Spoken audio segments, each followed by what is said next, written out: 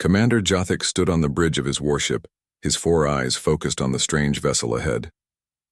In his 300 years of service to the Galactic Concordat, he had seen ships from every corner of known space.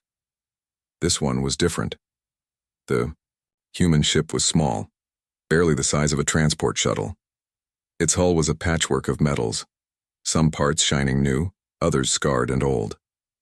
It moved slowly through space, leaving a faint trail of heat behind it. To Jothik, it looked more like a refugee craft than an explorer vessel. "Scan complete, Commander," his weapons officer announced. The young Draxian's scales flickered blue with confusion. "The results are strange." Jothik moved closer to the display screen. "Explain." "No plasma cannons, no kinetic accelerators, no antimatter cores, no energy shields." The officer paused. "There are some unusual readings from their cargo bay, but nothing that matches our weapon database." This made no sense. Every species in the galaxy carried weapons. The Concordat had records going back 50,000 years, cataloging technology from 10,000 different civilizations. Weapons were universal. They were necessary. Space was dangerous, and only the armed survived. "Perhaps their weapons are powered down," Jothik suggested. "We would still detect the cores, Commander. There is nothing." Jothik's mandibles clicked together in thought. 3 possibilities existed. First, the humans had weapons so advanced that Concordat scanners could not recognize them. Second, they were hiding their weapons somehow. Third, they were incredibly foolish. "Open a channel," he ordered. The view screen flickered. A human face appeared. Female, if Jothik remembered the briefing correctly. Her skin was pale, her hair dark and tied back. She wore a simple blue uniform with no military decorations. Her eyes were wide, nervous but not afraid. "This is Captain Sarah Chen of the Earth vessel Odyssey," she said. Her voice was steady. "We come in peace. We're explorers and scientists seeking a new home. I am Commander Jothik of the Concordat Enforcement Fleet. You have entered protected space without authorization. By Concordat law, all vessels must be inspected and registered. Your weapons must be catalogued." The human's face showed something Jothik recognized from other species. Discomfort. Worry. "We don't have weapons," she said. "We're not a military ship. We're carrying research equipment, biological samples, and cultural records." Jothik felt his patience thinning. "Every ship carries weapons. It is required for mutual defense. Where are your weapons?" "We really don't have any," Captain Chen repeated. "Our mission is peaceful. We're looking for a planet to settle on. Earth became difficult to live on. We had to leave." "You crossed the galaxy without weapons?" Jothik's voice rose. This was absurd. Space is filled with dangers, pirates, rogue ships, natural phenomena. How do you defend yourselves? "We avoid trouble," Chen said. "We run, we hide, we negotiate. Fighting isn't our first choice." Jothik studied the human carefully. She was either lying or incredibly naive. The Concordat had strict laws. Ships without registered weapons were considered either threats or targets. Pirates loved defenseless vessels. The fact that this human ship had survived this long was suspicious. "Captain Chen, I cannot allow you to proceed without a full inspection. My boarding party will search your vessel. If you are hiding weapons, you will be detained. If you truly have no weapons, you will be escorted to the nearest station and required to purchase defensive systems before continuing." The human's shoulders dropped slightly. "We understand. We'll cooperate fully. But I promise you won't find what you're looking for." Jothik cut the transmission. Something about this situation bothered him. The human seemed genuine in her claims, but how could a species survive long enough to develop space travel without weapons? It defied all logic. "Prepare the boarding team," he ordered. "Full scanners. Search every compartment. I want to know what they're hiding." 20 minutes later, his boarding party reported back. Jothik listened to their findings with growing confusion. The human ship was exactly what Captain Chen had described.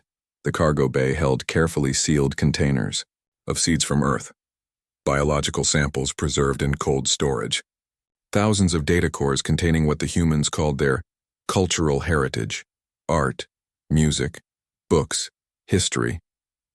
But there was also something that troubled the boarding party leader, a Korthan warrior named Dex, who had fought in 7 systemi wars. Sounded unsettled. Commander, we found their historical records. They're not hiding weapons because they left them behind. But their history. Dex paused. Their planet's history is nothing but war, constant war, for thousands of years. Jothic felt his blood chill. Explain. They fought each other with everything. Primitive weapons at first, then chemical weapons, then nuclear weapons.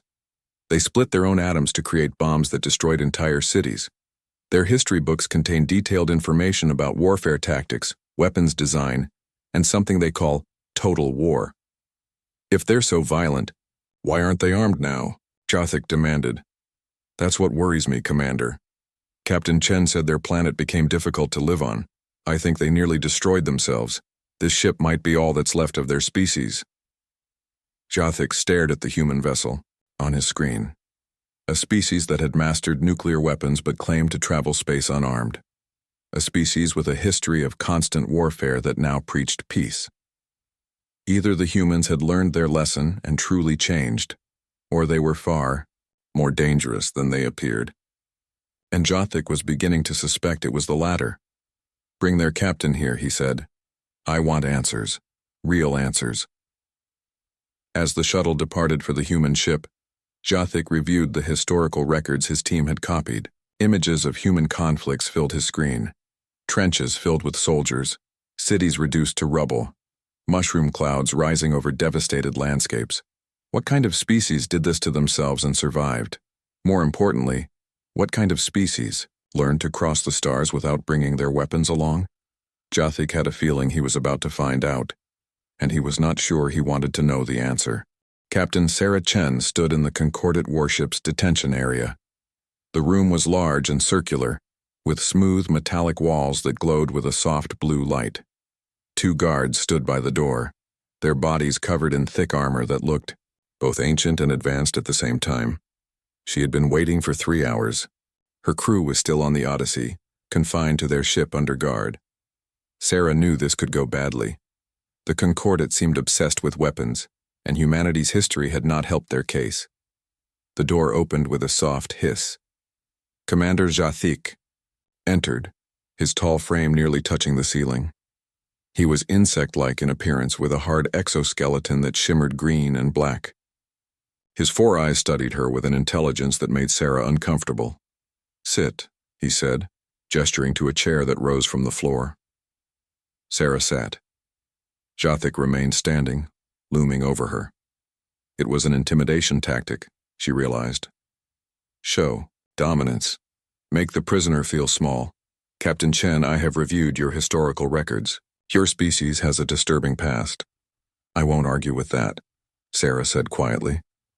We've made terrible mistakes. Mistakes? Jothic's mandibles clicked sharply. You developed nuclear weapons and used them on your own kind. You created chemical agents designed to cause maximum suffering. Your military strategists wrote books about how to completely destroy an enemy's ability to fight back. These are not mistakes. These are choices. Sarah felt heat rise to her face. Shame and anger mixed together.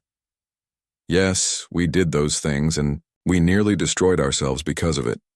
That's why we're here. Earth became a dying world because we couldn't stop fighting long enough to save it. Yet you claim to have no weapons, Jothic continued. You expect me to believe that a species with your history would venture into unknown space completely defenseless? We're not defenseless, Sarah said. We're just not armed the way you think. Explain. Sarah took a breath. How could she make him understand? Commander, your people scan for weapons because that's what you know. Energy signatures, metal compositions, radioactive cores.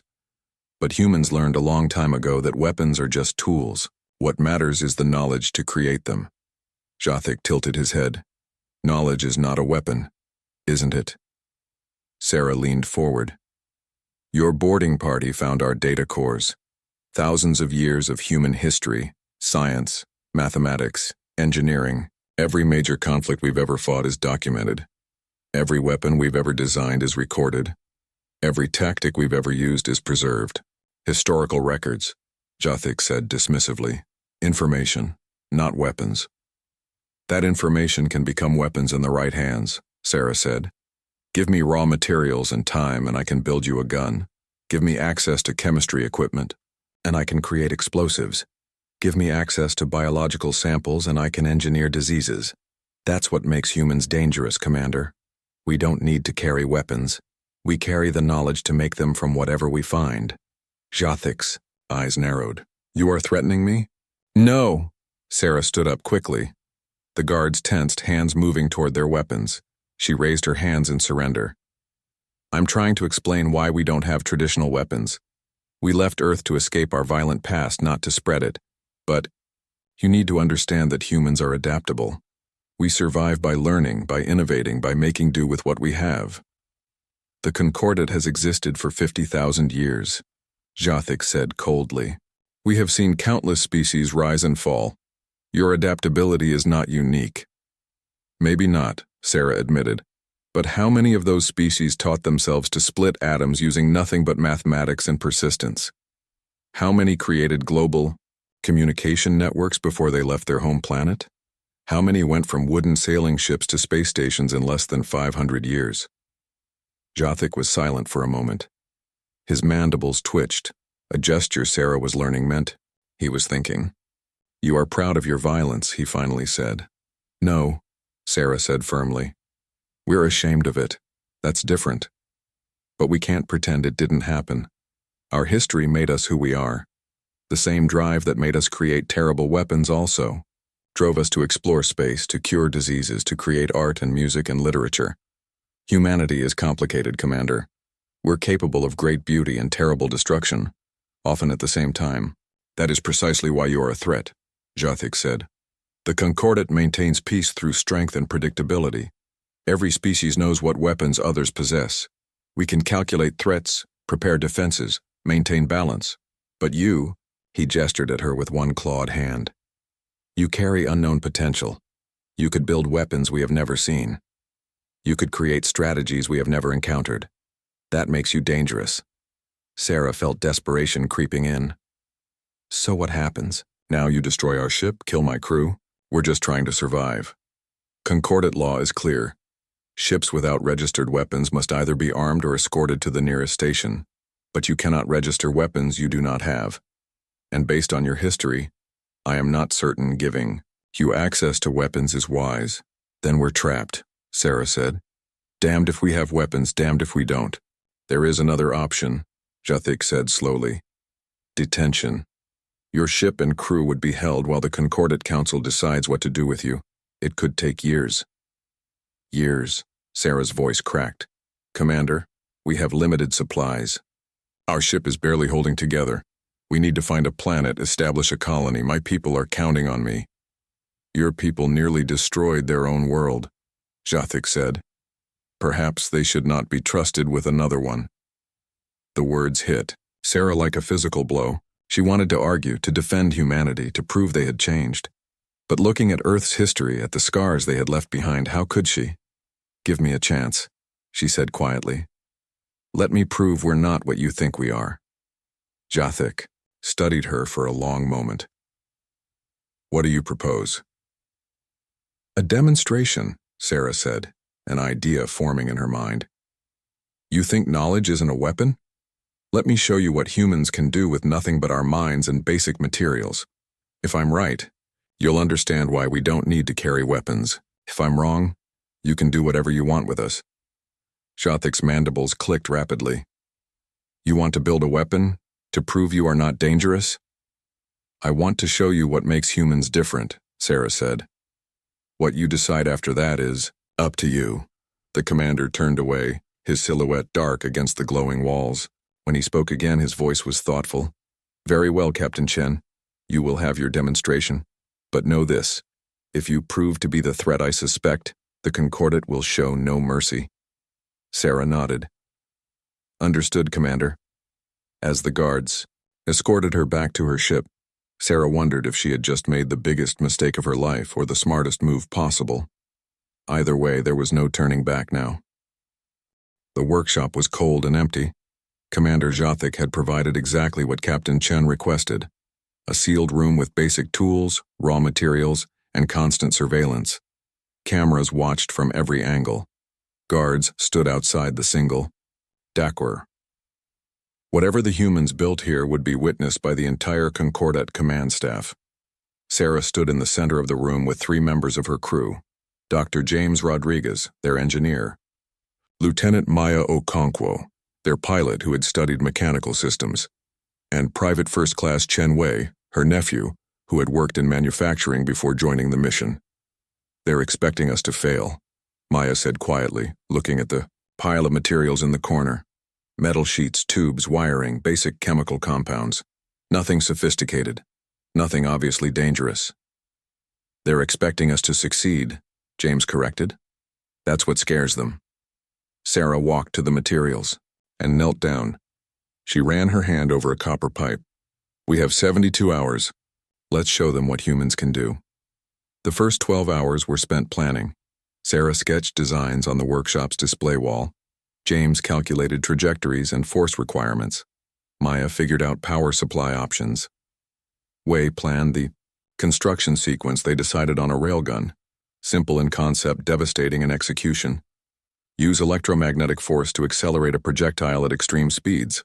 No explosives needed. No complex firing mechanisms, just physics, electricity, and human ingenuity. "Will it actually work?" Wei asked, studying the designs. "We don't have precision manufacturing equipment." "It doesn't need to be perfect," Sarah said. "It just needs to prove a point. Humans can make weapons from almost nothing." Through the cameras, Jothic watched the humans work. At first, he was skeptical.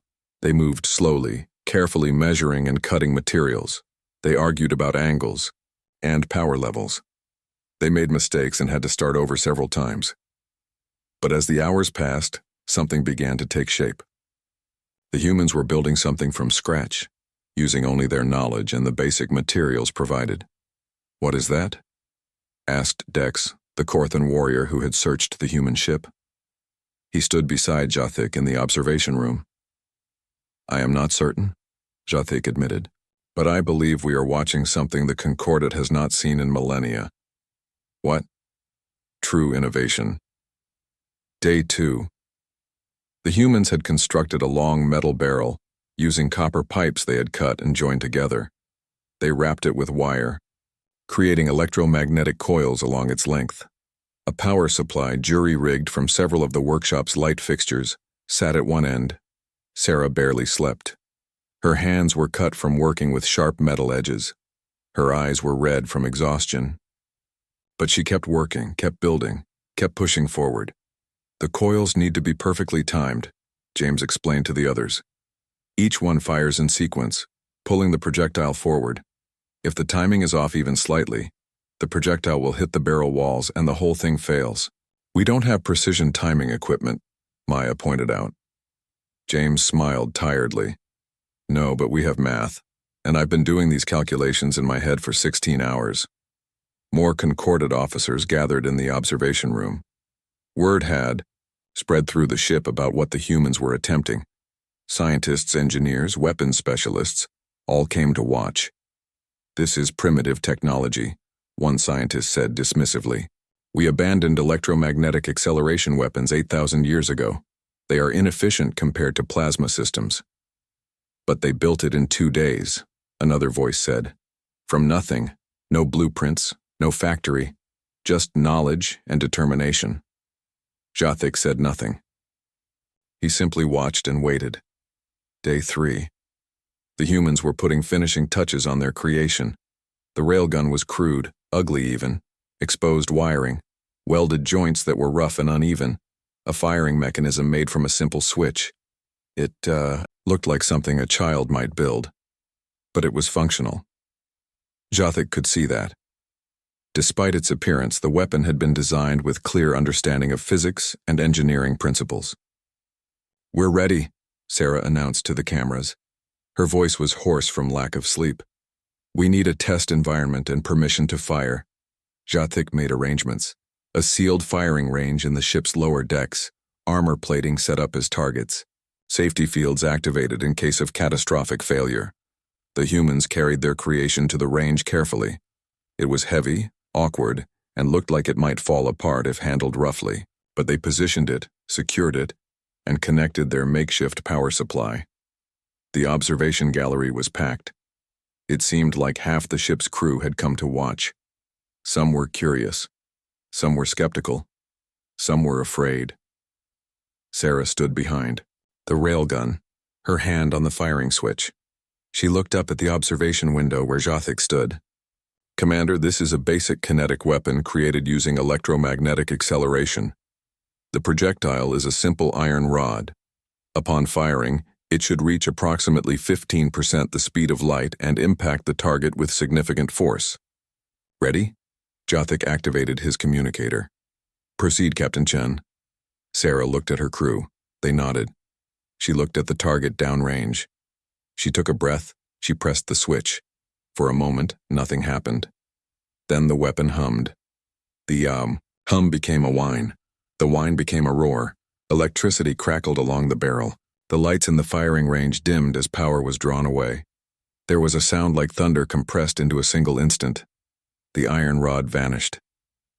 Downrange, the armor plating target exploded. Not cracked, not dented. Exploded. Metal fragments scattered across the range. The projectile had gone completely through the target and embedded itself in the wall behind it. Silence filled the observation gallery. Sarah's voice came over the speakers, tired, but clear. "That's what humans can do, Commander. We had no weapons, no factory, no advanced technology, just 72 hours, basic materials and knowledge. Now imagine what we could build with more time, better resources, actual desperation." Jothic stared at the destroyed target. His mind raced through calculations. The humans had created a functional weapon system in 3 days. They had gone from nothing to destruction using only their minds, and this was them being peaceful. This was them trying to prove a point, not trying to actually arm themselves. What would they be capable of if they were actually threatened? "Commander?" Dex said quietly beside him. "What do we do now?" Jothic continued staring at the ruined target. "Now," he said slowly, "we need to talk to the Council, because I think we have been asking the wrong question." "What question is that?" "We have been asking what weapons the humans have," Jothic said. "We should have been asking what they are." In the firing range, Sarah leaned against the warm barrel of the railgun she had built. Her crew gathered around her, exhausted but proud. They had proven their point. But Sarah couldn't shake the feeling that they had just made everything more complicated, not less. The Concordat now knew what humans were capable of. The question was, would that knowledge save them or doom them? She supposed they would find out soon enough. Commander Jothic called for a meeting in his private quarters. Captain Chen sat across from him, a table between them. The room was decorated with artifacts from dozens of worlds, weapons mostly, swords, energy rifles, plasma cores, reminders of the Concordat's long history. "Your demonstration was effective," Jothic said. He poured a dark liquid into 2 cups. "This is satha, a traditional drink among my people. It is customary to share it before difficult conversations." Sarah accepted the cup. The liquid smelled like burned wood and tasted bitter, but she drank it anyway. "Thank you, Commander." "Tell me about Earth," Jothic said. "Not the facts from your historical records. Tell me what it was like to live there. What it was like to leave." Sarah was quiet for a moment. She had not expected this question. Earth was beautiful once. Blue oceans, green forests, cities that glowed at night like stars on the ground. But we kept fighting. Nation against nation. Ideology against ideology. We used everything we had to hurt each other. "Why?" Jothic asked.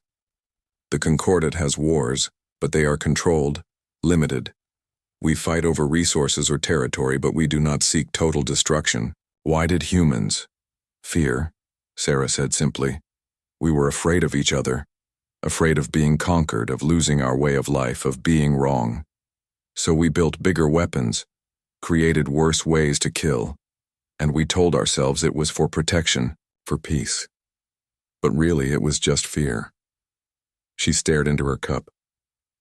By the time we realized what we were doing, it was too late. The damage was done. Earth was dying. Radiation, pollution, climate collapse.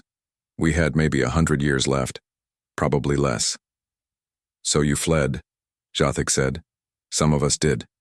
Most stayed behind, trying to fix what we had broken. My ship, the Odyssey, was one of 12 colony vessels. We don't know if any of the others survived the journey. We've been alone for 3 years. Jothic refilled both cups. Captain Chen, I have been thinking about your demonstration, about what it means. The Concordat has spent millennia perfecting weapons technology. We have plasma cannons that can vaporize asteroids. We have shields that can withstand direct hits from antimatter warheads. We are, by all measurements, the most advanced military force in the galaxy. But, Sarah prompted. But we do not innovate, Jothic admitted. We improve existing designs. We make things more efficient, more powerful.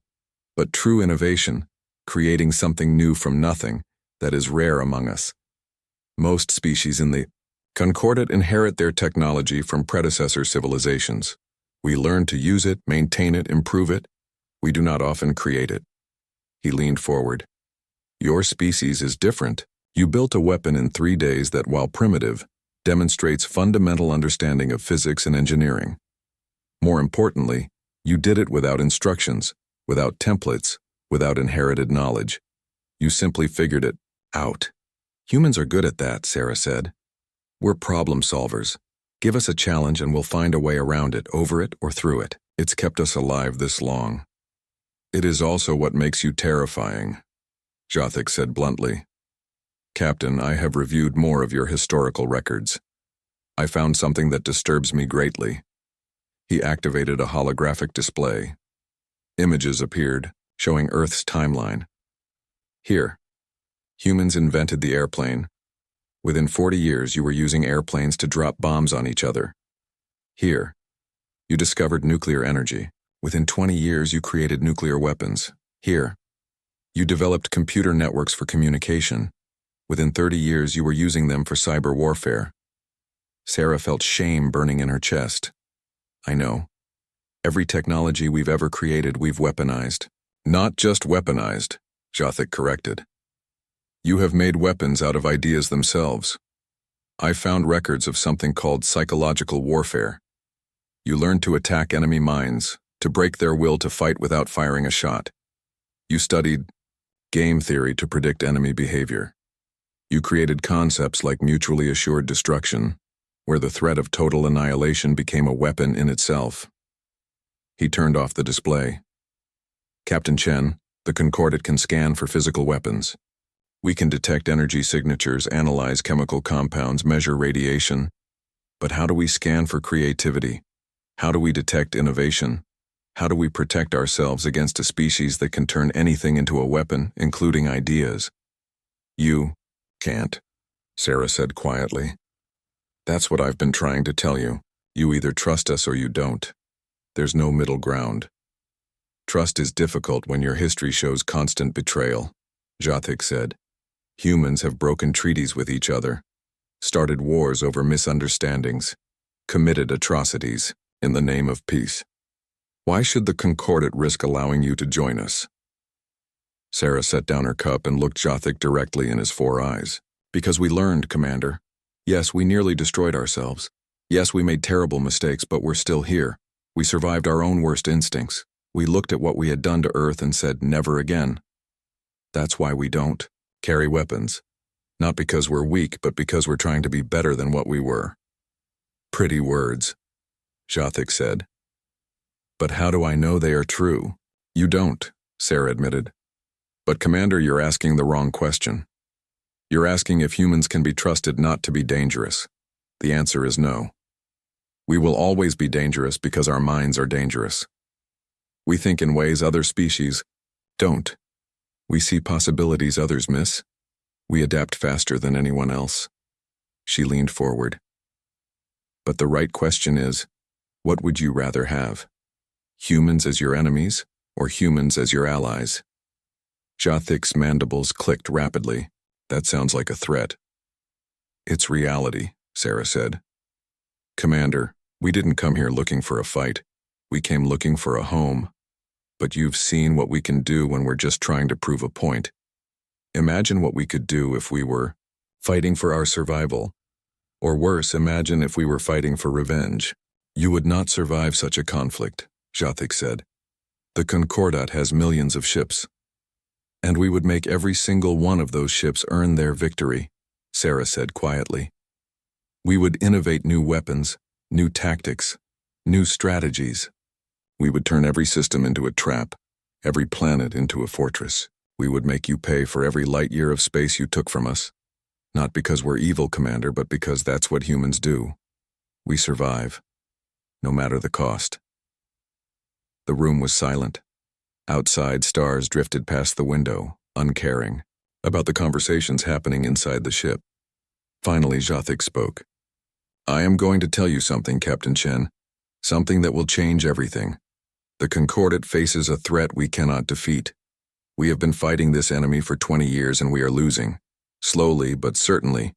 We need new ideas, new strategies. We need innovation. Sarah felt her heart beat faster. What kind of threat? The kind that makes me willing to gamble on trusting a species as dangerous as yours, Jothik said.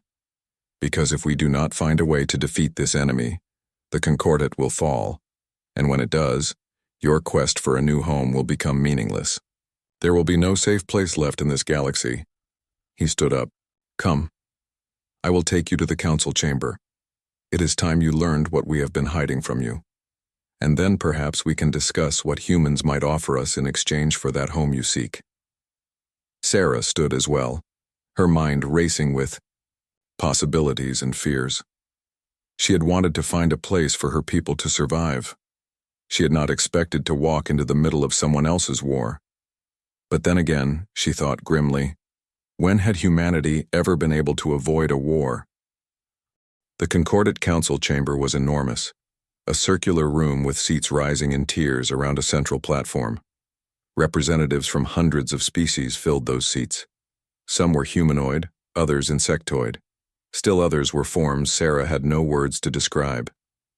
They all stopped talking when Commander Jothik entered with Captain Chen.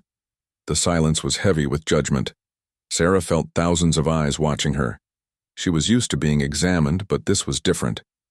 These beings represented civilizations that had existed for millennia, and she was just a human from a dying world. Council members, Jothik announced, his voice echoing through the chamber. I present Captain Sarah Chen of Earth. She is here at my request to discuss a proposal that may benefit us all. A crystalline being near the front spoke, their voice sounding like wind chimes. Commander Jothik, you bring an unregistered species. For the council?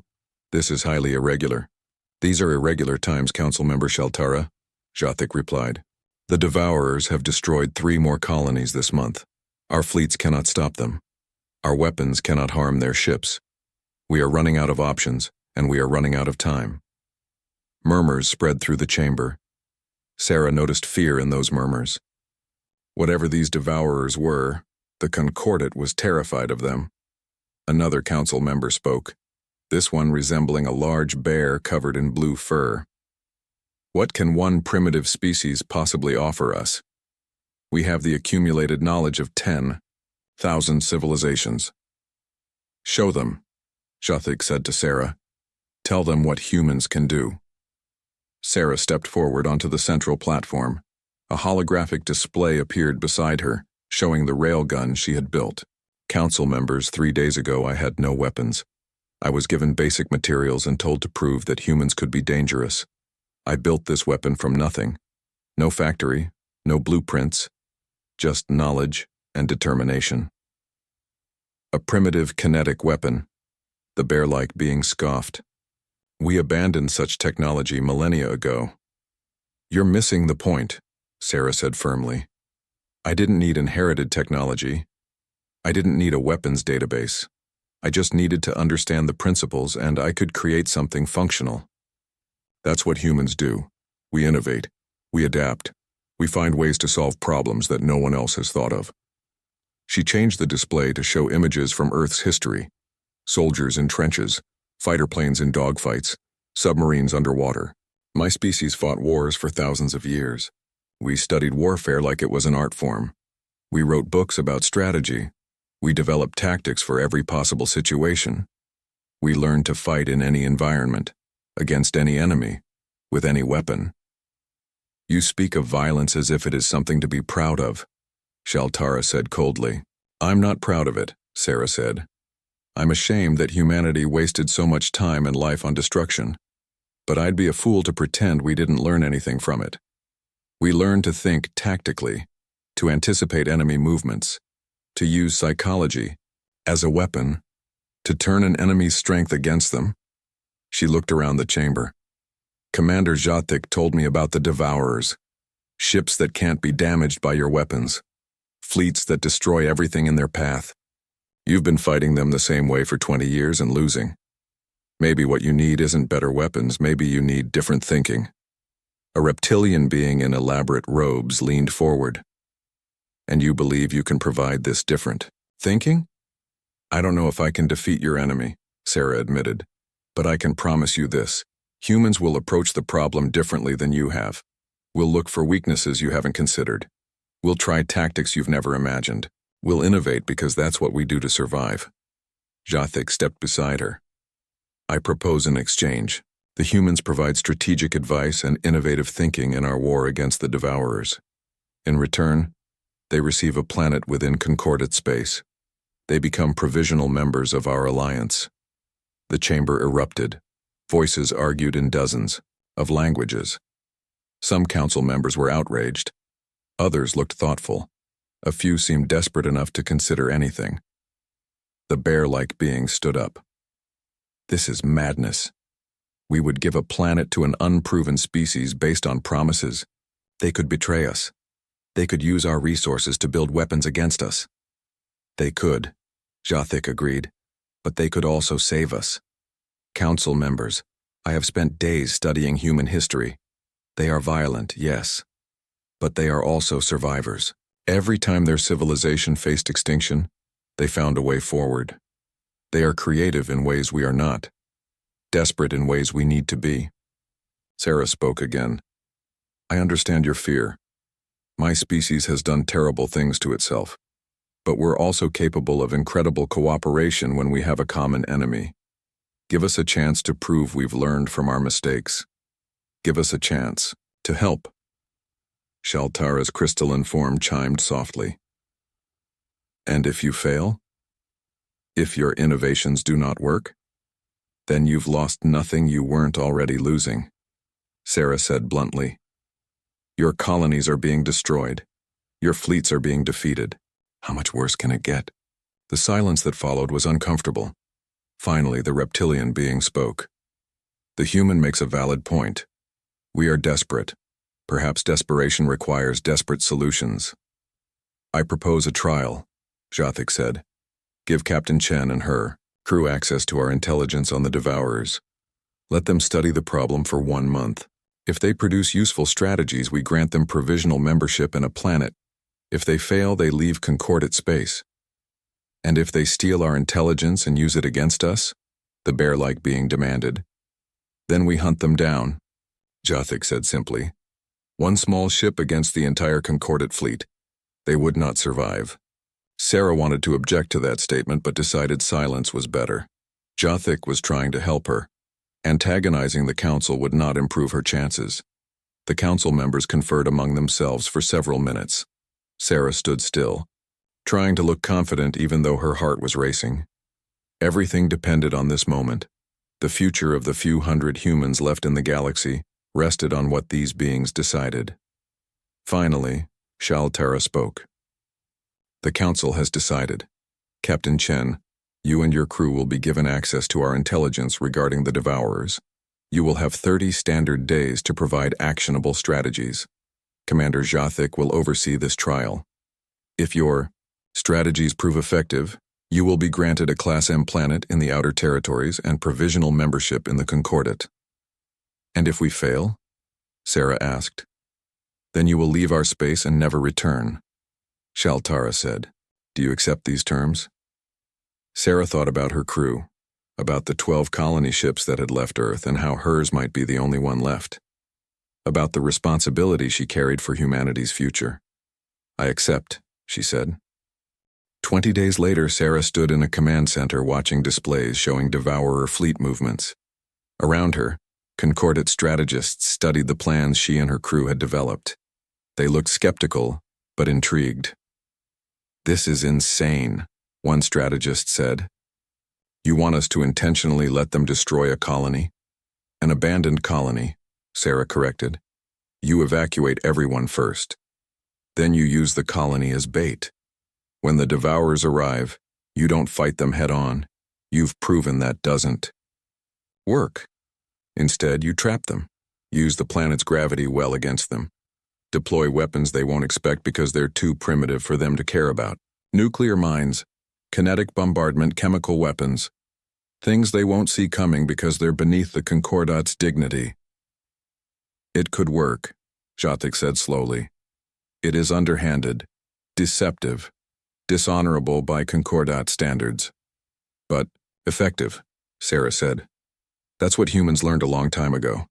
Honor doesn't matter if you're dead. Survival matters. Victory matters. Everything else is luxury." She looked at the Concordate officers around her. "You've been fighting the Devourers like they're worthy opponents, like this is an honorable war between equals. Stop that. Fight dirty. Fight mean. Fight to win, not to prove anything. That's the human way." Jothik's mandibles clicked thoughtfully. "The Council will not like this strategy." "The Council is losing," Sarah said. "Maybe it's time to try something they don't like." 6 months later, news spread through the Concordate. The Devourers had been defeated, not destroyed but driven back for the first time in 20 years. The battle at the abandoned colony had worked exactly as the humans predicted. Sarah stood on the surface of her new planet. Green grass stretched to the horizon, a blue sky overhead, 2 moons rising in the distance. It looked almost like Earth had once upon a time. Behind her, shuttles were landing. Her crew, colonists from other human ships that had answered her signal, thousands of people ready to start over. Jothik stood beside her. "Your people have a home now, Captain Chen. The Council has granted you full membership in the Concordate. They are asking for more human advisors. It seems everyone wants to learn how you think." Sarah smiled. "Be careful what you wish for, Commander. Once you teach the galaxy to think like humans, you can't go back." "Perhaps the galaxy needs to think differently," Jothik said. "Perhaps that is what will save us all." As the sun set on humanity's new home, Sarah allowed herself to feel something she had not felt in years. Hope. Not just for survival, but for a future. Humans had found their place in the galaxy after all. Not as conquerors, not as victims, but as the species that changed everything just by thinking differently. And in the end, that was the most powerful weapon of all.